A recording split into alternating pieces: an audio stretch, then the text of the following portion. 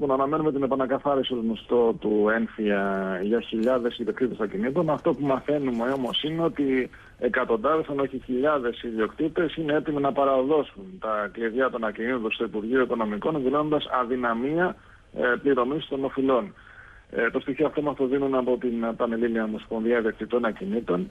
Και ποιο είναι το προφίλ αυτών των ανθρώπων? Είναι άνθρωποι που κληρονόμησαν ακίνητα σε πολύ ακριβές περιοχές, αλλά το εισόδημά τους είναι αναντίστοιχο των φορολογικών οφειλών.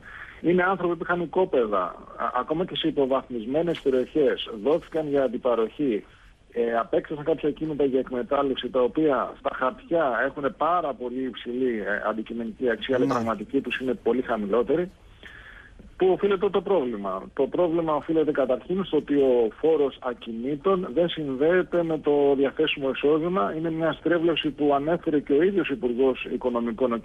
Χαρδούβελης, στην ομιλία του στη Βουλή, κάνοντας λόγο για αυθαιρεσία του νέου φόρου.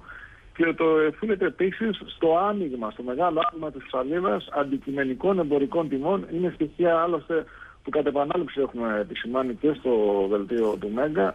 Υπάρχει διαφορά που ξεπερνάει σε πολλές περιπτώσεις ακόμα και το 50-60% μεταξύ αντικειμενικών εμπορικών τιμών, και ως εκ τούτου ο φόρος που προσδιορίζεται είναι πολύ υψηλότερος.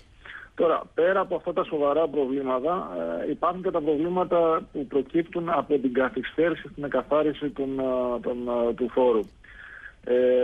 Για παράδειγμα, έχουμε παγώσει επιστροφές φόρου εισοδήματος. Υπάρχει διάταξη ψηφισμένη, η οποία λέει ότι αν κάποιος δικαιούται επιστροφή φόρου εισοδήματος, δεν μπορεί να την πάρει, γιατί πρέπει να συμψηφιστεί με βεβαιωμένη οφειλή, προκειμένου με τη βεβαιωμένη οφειλή του έμφυα. Όσο λοιπόν καθυστερεί η εκαθάριση του έμφυα, καθυστερεί και η επιστροφή του φόρου εισοδήματος σε αυτούς τους ανθρώπους. Και υπάρχει βέβαια και το πρόβλημα με την έκδοση της φορολογικής ενημερότητας για όσους θέλουν να κάνουν συναλλαγές. Είναι κάτι που, όπως μας λένε, θα αντιμετωπίσει το Υπουργείο Οικονομικών.